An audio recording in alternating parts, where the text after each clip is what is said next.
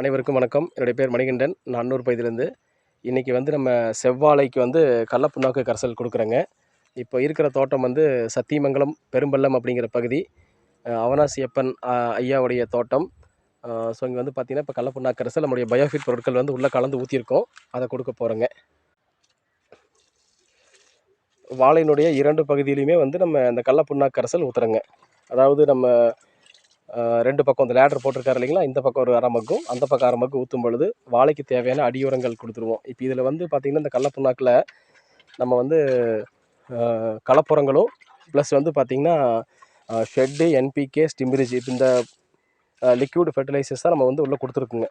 உயிர் உரங்களை நம்ம கொடுத்துருக்கோம். அதுதான் இன்றைக்கி வந்து வாழைக்கு ஊற்றிட்டுருக்காங்க.